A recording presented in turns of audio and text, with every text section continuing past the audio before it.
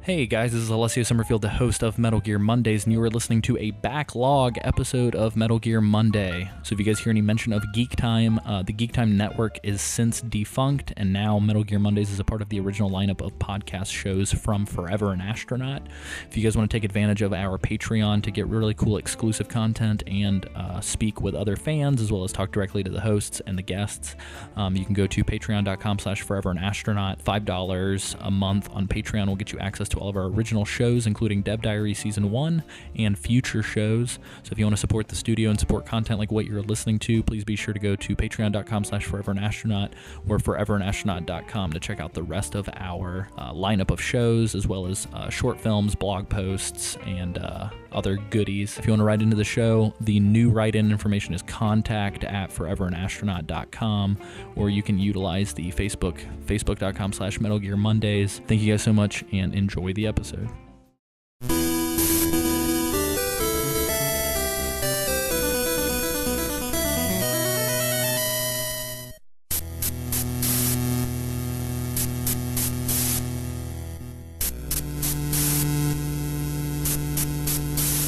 Hey, ladies and gentlemen, boys and girls, this is Alessio Summerfield, and you are listening to Metal Gear Monday, Episode 6. This week I've got Cameron Hill on with me. Hello. And we are going to be covering Metal Gear Ghost Babel, or, as it's known in the United States, Metal Gear Solid for the Gameboy Color, which is a very, very interesting kind of little offshoot side story, Gaiden, if you will, of Metal Gear. And I had not played this game in an extremely long time, and so to prepare for this, I was going to emulate it on the computer, which I know is not the best way to do these things, but it is the easiest. But instead, I took a couple things down to my local little ma and pa game shop, and I'm gonna shamelessly plug A to Z Games. And I traded some things and got a mint condition PSP, which I then modded in 2 seconds and put it on there to play it. The negative to that is that the PSP reeks of cigarettes. Anytime I took it out of the little case, it's the whole room that I'm in just smells like a Newport. But besides that, it's been pretty good. Cameron, you got some sugar to spit for A to Z? I love those boys, but I'm real sad that they've got you smelling like Newports right now. So, but I know that's a little out of their control. Hopefully they kind of overcharged the person who sold them that. Yeah, just totally. say it smells like Newports. I wish it smelled like any other tobacco except for Newports. Yeah, it really does. And it's not even me embellishing. It smells like menthols. I don't know. It's weird. It's nasty. But they gave me a good deal and they gave me a free game, so That's how they always be do all right. it. They're always sweet talking Alessio. It's adorable. He'll walk in and he'll say, "Hey, I've got this one copy," and they're like, "You can have whatever you want." Really. I think the lady owner has a little something for Alessio. Who knows? She's sweet. Yeah. She's I sweet. think it's really because when we go in there, we're the only people that actually buy anything. There's a horde of people who can afford to have gas money to drive down to this place and just stare at these $5 games, and they're like, next Friday I'll be back for that one, hold it for me, I'll be back. And that's about half the population of the people, more than half the people that go into that store. Yeah, buddy. No, it's a good place. It's a good place to be. May have to post some photos or something, or do a little write-up on them at some point. They're also amazing artists. What they've done to their building is revolutionary, and we'll definitely need to post some pictures of that. Yeah, totally. All right, well, getting into it, again, much like last week, which was a micro episode on sort of some of the interstitial releases between the main sort of canon. We had a 20-30 minute episode on VR missions. This week, as I said before, we're doing Metal Gear Ghost Babel, and we're just going to be focusing about 20-30 minutes. However, there is enough content in this Game Boy game to do a 3-hour episode like we would anything else. If you're interested in something like that, a little bit longer form, I would definitely check out duckfeed.tv's Watch Out for Fireballs episode on Metal Gear Ghost Babel. They definitely had some sugar to say about the game as well. And it's a damn shame. I know it made the list of Games Radar's like most wanted 3DS Virtual Console Game Boy games. However, it's still not on there, and I really don't think it ever will be. So it's sad that this game kind of lived and died with the Game Boy Color, and you can't find it any other way. Yeah. Well, like I discussed last time, it's crazy how on the 3DS you can't get certain games, but I was able to play this game simply by downloading Visual Boy Advance on my phone and getting getting the ROM. Totally. Yeah, it's super easy to find that way as well.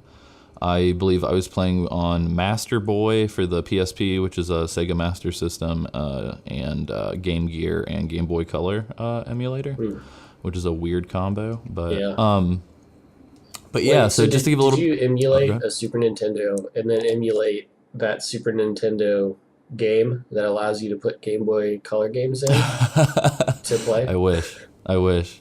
No, sadly, the Super Game Boy doesn't work with Game Boy Color, I don't think. I don't know. I'm not an expert, so I wouldn't quote me on that. But I think it's just vanilla Game Boy games. Anyway, a little bit of background on Metal Gear Ghost Babel. Western territories, it's called Metal Gear Solid. It was originally supposed to be a portable version of the PlayStation Metal Gear Solid. It was developed by Konami Computer Entertainment Japan, which would later become Kojima Productions. They were commissioned by Konami's European team to do a portable version of the 1998 PS1 game. The game shifted during development due to some of the constraints of the hardware. So they were not able to do like a copy-paste clone of Metal Gear Solid 1.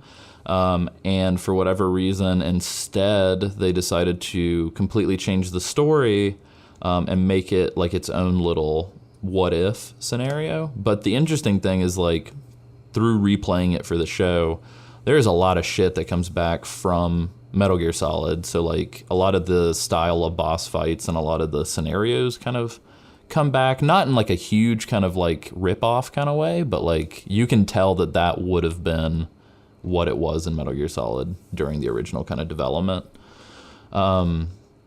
Apparently, this is not directed by Hideo Kojima, unlike the previous games. Hideo Kojima was just a producer. The designer and the director is Shinta Nojiri, and Kojima's kind of co-producer on it is Motoyuki Yoshioka. I hope I didn't fuck any of those up. Those sounded pretty good to me.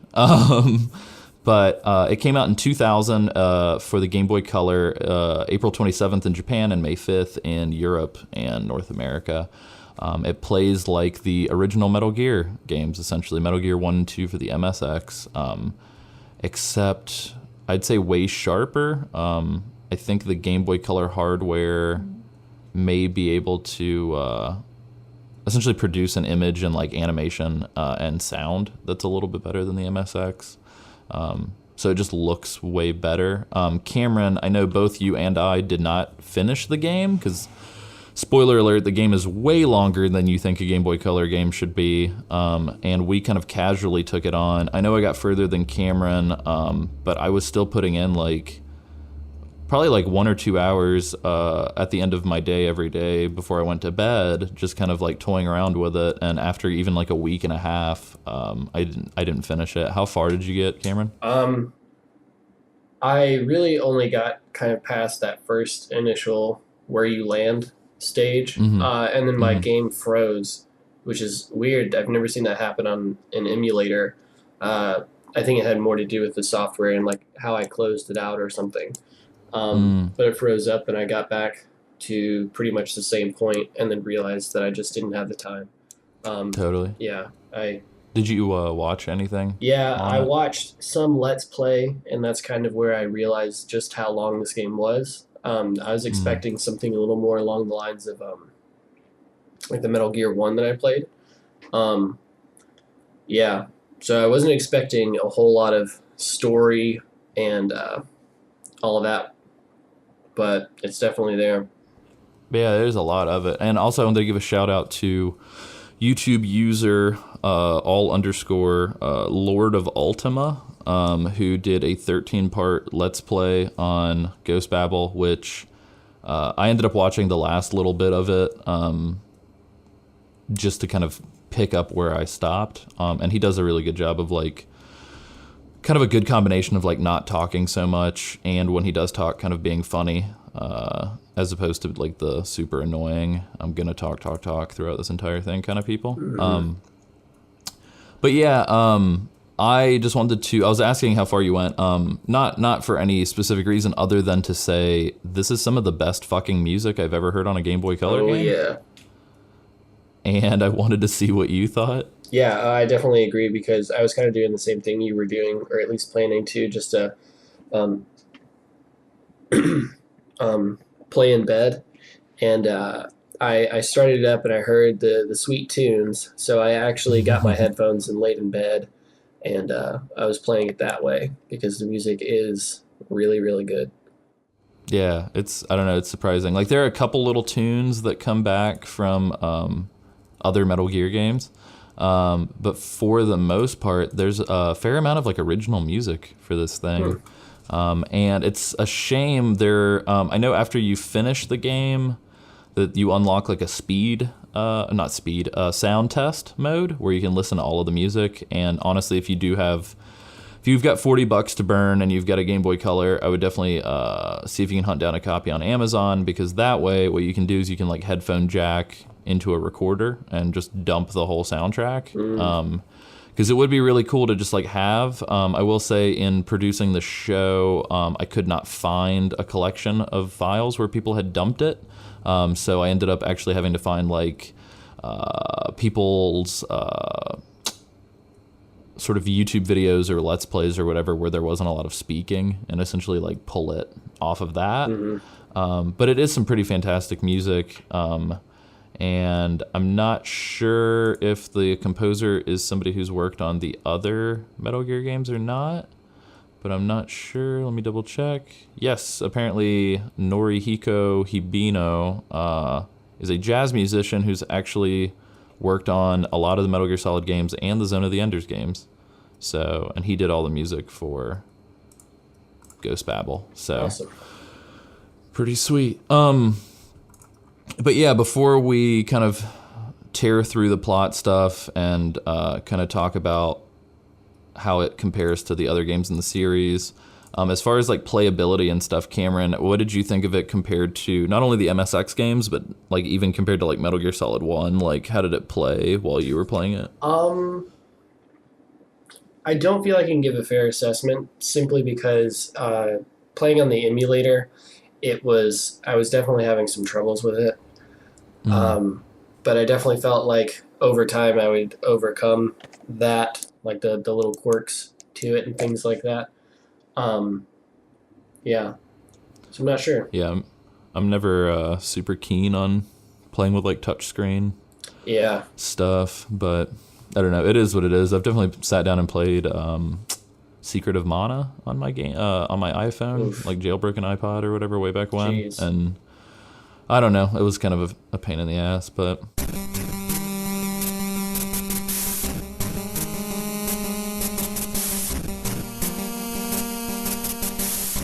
alright, so the story of Metal Gear Ghost Babel is essentially similar to previous entries in the series, which at this point, we won't see a twist on the typical Metal Gear format until Metal Gear Solid 2, where Kojima and company decide fuck it and throw everything out the window. However, this is still sort of in that original kind of Metal Gear tradition of Snake, these bad guys captured Metal Gear, you need to infiltrate, stop them, dismantle Metal Gear before they can use it again, and get out of there while rescuing hostages. Kind of similar MO, Snake gets sent in behind enemy lines with no equipment and sort of has to procure everything while he's there. Opens with a really interesting, cool little like parachute scene, which other than Metal Gear 1, we won't see Snake parachuting in any games until Metal Gear Solid 3 as sort of the way to infiltrate and begin the mission. But other than that, it sort of plays out as like a Gaiden story to like what if Metal Gear Solid never happened and this happened instead. And I believe that this happens technically the story for this happens before Metal Gear 2. So this is like a 7 years later sequel to the original Metal Gear for the MSX. Kind of opens the same way that Metal Gear Solid does. Campbell and co. come and sort of force Snake out of retirement, which is interesting that in this canon he sort of retired after the first and only mission he's ever been a part of. So Snake essentially is pulled out of retirement to go into South America, or to go into Africa, Central Africa, because Metal Gear was being transported by the U.S. government and it got shot down over Africa, and an African sort of sect military force took it, and the military force goes by, I believe, GSF. One second. GLF. It's the Gindra Liberation Front. It is the sort of, I don't know, I doubt it's a real country. I think it's a fake country, but it's the fictional country of Gindra in Central Africa. And potentially, let me double check on this shit actually. Is Gindra real? Gindra, Africa. Oh yeah, Gindra is not a real place. Okay. I think. If it's not a real place, they wrote like a really, really extensive background on this fucking fake country. Yeah, it's got to be real because the Wikipedia on this, like, as a former colony of France, the country's official language, and like it just kind of goes off into percentages of Muslim faith versus Catholics in the area.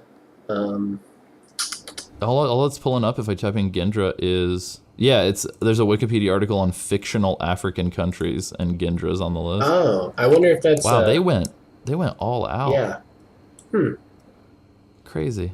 All right. But yeah, so essentially the Gindra Liberation Front takes over Metal Gear, and what Snake ends up finding out upon entering the country is that Gindra, or prior to entering the country, is that Gindra is actually the African country where Outer Heaven from Metal Gear 1 once stood, and that this Gindra Liberation Front is essentially living in the remnants of Outer Heaven, and they are sort of holding their ground and trying to establish independence from the United States due to some crazy political things that have been going on.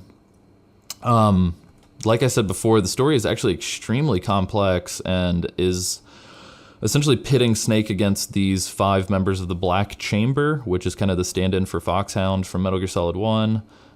The Black Chamber sort of members that we see in the game are Black Arts Viper, who is the head of the whole organization, Marionette Owl, Slasher Hawk, Pyro Bison, and then later on it is revealed that Brian McBride, who is actually one of your sort of confidants, is actually one of the members of the Black Chamber. I wrote in my notes that the Black Chamber totally sounds like a fucking Wu-Tang Clan album.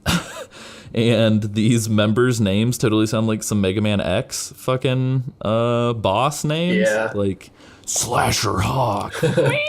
Like... but they're actually pretty interesting. I can't tell if Marionette Owl is a man or a woman. But other than that, I think were actually, to me, I thought they were more interesting than the Metal Gear Solid 1 bosses. Yeah, I tried to, sometimes. In the Let's Plays, whenever it was getting a little tedious, I definitely just tried to skip and watch some of the boss fights, and they looked really, really cool. And whenever this is done, I'm definitely going to play this game. Yeah, totally. Well, yeah, I'm probably still going to try and squeeze in some time to finish it up. But yeah, just to give a little bit of backstory on these guys, Slasher Hawk is a Australian Aborigine kind of guy, or at least he was taken in by some Aborigines, and then upon the death of his parents was sort of asked to leave.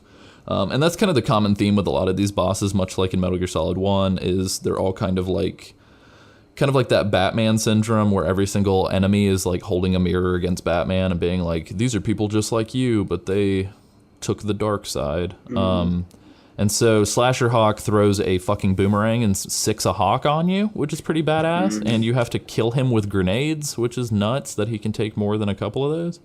And then he's got a pretty interesting death monologue, and all of these things have like the super sick, like, I don't know if it's 16-bit or, I know it's not 8-bit, it might be somewhere in the middle, but that sort of Game Boy Color pixel art. Yeah, it looks fantastic. Yeah, it's definitely not. I don't know. It's really interesting, and I've tried to place like where I've seen that in other games. That kind of specific way of doing 8-bit, 16-bit, whatever. Yeah, it looks really cool.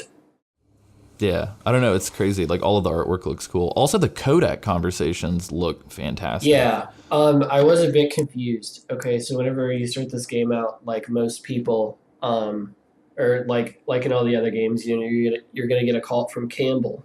You Hmm. told me that this was taking place in like an alternate reality, and Hmm. the shading on Campbell's face, I thought his face was like half stone. And I don't know why I thought that, but I was like, oh shit. I don't know. It seemed cool. That's Yeah, awesome. I emailed Kojima and I was like, hey, if you do another alternate thing, I've got a couple ideas I can toss at you. And Would you give him? I didn't want to like just give it to him outright, because I didn't Uh, want him to be a little sneaky snake and steal it. I want him to be a solid snake. I want him to be good about it and meet up with me and sign some paperwork and things like that. Gotcha. Well, now that he's not at Konami, excuse me, I mean, now that he's on vacation, Ah, you could, what you guys could do is start your own Metal Gear series and call it something different. damn it! I sent it to Kojima at Konami. Oh, they got it. They intercepted it, man. Damn it! That is going to be like the most heartbreaking thing in the world is if he's like, oh, I fucking hate how I just spent 28 years of my life doing Metal Gear. And then he leaves and then watch somebody be like, well, you're Kojima. I mean, the only thing you're known for is Metal Gear. So let's just do a Metal Gear style game with a different name. And then he just gets like sucked into doing the same shit over again. Yeah. Well, That would be heartbreaking. it's hard to tell when you look at this young strapping young man, but like he is getting close to retirement. Or I feel like he could retire if he wanted to. Yeah, it's crazy. Yeah, But I need to read up on that, all the stuff with Kojima and Konami because I'm not really aware of things like that. yeah, there's not a whole lot of information available presently, but I will say, since we are recording this around the time that this was revealed, I thought it was a funny little side thing to throw in here. So John Carpenter just got done, or the company that produced some of John Carpenter's work just got done Yeah. suing somebody for completely ripping off the concept of Escape from New York. And in an interview, when asked why he never sued, no, it wasn't why he never sued Hideo Kojima. It was the French company that was suing this company for John Carpenter was like, yeah, let's go after that Hideo Kojima guy too. And John Carpenter was like, nah. Like, I know him and he's really cool, so I don't want to deal with that. Yeah. But apparently Kojima at one point was in the crossfire for almost 100% ripping off the character of Snake from Escape from New York. Mm. John Carpenter was talking about how the original Metal Gear Solid is essentially the plot of Escape from New York, but I'm going to completely disagree with that shit. 'Cause Yeah. I don't think it I is. disagreed with that as well. I mean, I saw the similarities in like the character and the sweet mullet. But that was really And about the it. name. Yeah, the name as well. But I mean, yeah, I didn't see much plot wise being in Escape from New York, but I haven't watched that movie in a while, so.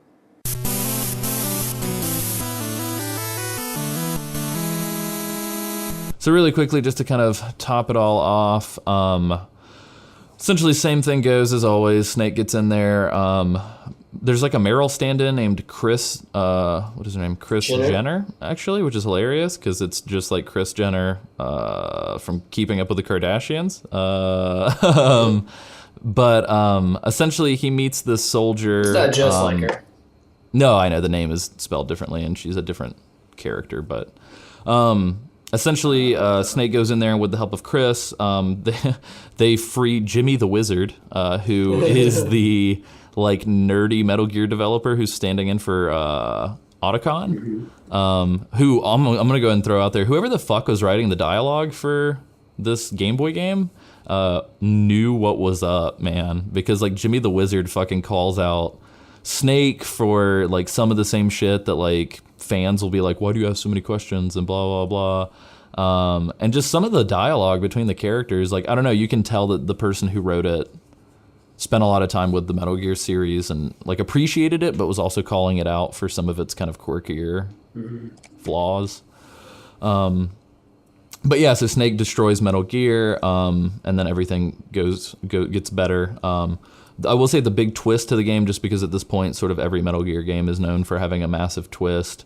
The Black Chamber, who had kept saying like, fuck you Solid Snake, like we're going to use Metal Gear to detonate a nuclear warhead in the United States because of all these terrible things that had happened to us. So you come to find out that essentially Black Chamber is kind of the shadow Foxhound, and Foxhound, after the events of Metal Gear 1, was sort of elevated to this celebrity status for taking down Big Boss and destroying Outer Heaven. And so you find out that Foxhound didn't really do anything after that, and Black Chamber was kind of the group that got sent to do all the U.S. government's dirty work. But apparently 2 years prior to the events of Ghost Babel, Black Chamber essentially gets sent on a similar mission to Snake, where it's like, hey, these terrorists took Metal Gear, we need to get it back. And it turned out that the whole thing was a ruse, and that Colonel Campbell was involved. And what it was they had the Black Chamber come out to try and return Metal Gear, and instead there was an ambush waiting, and the U.S. government killed everyone except for 5 people. Sort of this, them taking Metal Gear and sort of doing this whole like sort of Operation Galluade or Galluade incident, as it's known, is sort of a retaliation to what the U.S. government did, even though they are kind of utilizing these sort of African freedom fighters in the mix. That's not really what it's about. So I don't know. It's kind of a crazy little thing, and I would definitely recommend to everybody that they check it out. The animation is fluid. The colors look great. The music's fantastic. It plays surprisingly well for being on a Game Boy Color that literally has 4 direction buttons, an A and B, and a start select, and that's it. But yeah, I mean, that's sort of Metal Gear Ghost Babel in a nutshell. I did want to say there's a weird tie into Metal Gear Solid 2. This kind of comes up a lot as like quote unquote myths from Ghost Babel, but apparently when you beat the game, on top of the main game, they somehow packed like over 50 VR missions into this fucking cartridge. So there's a lot, and they're VR missions from the PlayStation game, except redone on the Game Boy. Yeah, I read that there was 180. Oh my god! And that seems insane. Yeah, that is insane. How did they fit all of this on a Game Boy cartridge? No idea. I'm surprised. Like the only other thing that could have blown my mind at this point is if every character was voiced somehow.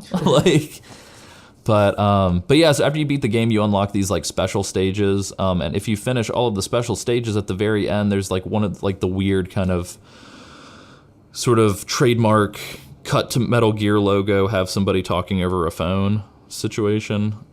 Essentially at the very end, after you finish, this mysterious character named Number 4 says like, let me pull it up really quickly. R4 Jack conversation. 2 seconds. So yeah, there's a myth that's a pretty big myth in the Metal Gear sort of fan community that Ghost Babel is a VR mission that Raiden in Metal Gear Solid 2 goes through. And there are a lot of people that are calling bullshit, but after you finish Ghost Babel, a character named Number 4 says, your training is complete, well done.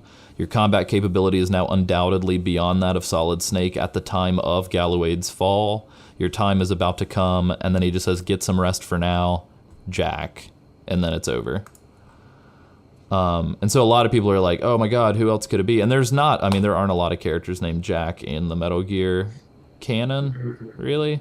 So I don't know. I mean, again, the game's not canon and has been essentially removed from any of the official timelines that Konami puts out. But I thought that was a fun little kind of thing to touch on. Yeah.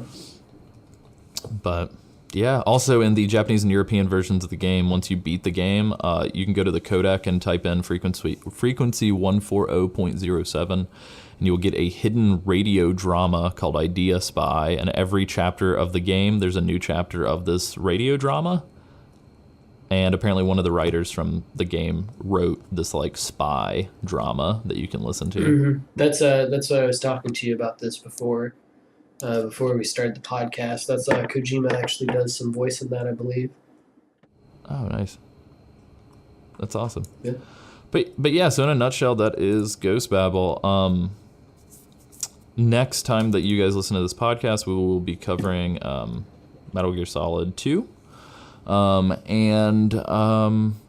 Cameron, you got anything you want to shout out to people or throw out there? Fun links, anything weird? Yeah, I know in the past I have been somewhat of a hater on these games, and just pretty much every game I'm questioning why I'm doing it to begin with, and it's always like kind of a battle to finish during that last stretch. But this game I think is different, and to where like I really want to play it. I'll be playing it later.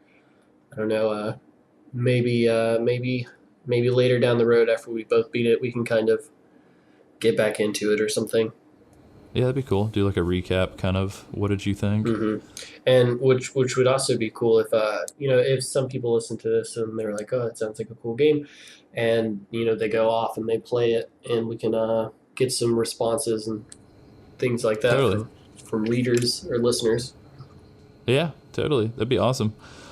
Well, cool, guys. That's pretty much everything I've got to say. One sort of like final admin note, and I know I said it at the top of the last episode, but Sam Wright and myself are going to be at the Ohio Game Developers Expo next weekend in Columbus, Ohio. And if anybody listening is in Ohio or Illinois or St. Louis or Missouri, I don't know, the state of St. Louis, you can go to ohiogamedevexpo.com, I believe, or just Google Ohio Game Dev Expo. It's at the COSI. You should totally get tickets. The main reason why I'm going to be there is to see Cole Ross and Gary Butterfield from duckfeed.tv talk about Dark Souls. But I know that Sam and myself are putting together some flyers for the Geek Time Network, and I'm also going to be sort of putting together some materials for the Dev Diary sort of video project that I'm doing. And we're going to be kind of passing stuff out and meeting some cool people. So if you are in the Midwest, you should check out the Ohio Game Dev Expo. And other than that, be sure to rate and review us on iTunes. Follow us subscribe with whatever your podcast sort of feeder is. And check out our new and improved revamped website at GeekTime, which is geekti.me. Or you can tweet at GeekTimePod, geek_time, or check us out on Facebook at facebook.com/GeekTimePod or official GeekTime. Anyway, that's my mouthful for the outro. Cameron. Thanks a lot. What do they need to remember? Just a box! Perfect. I loved it. Just a box.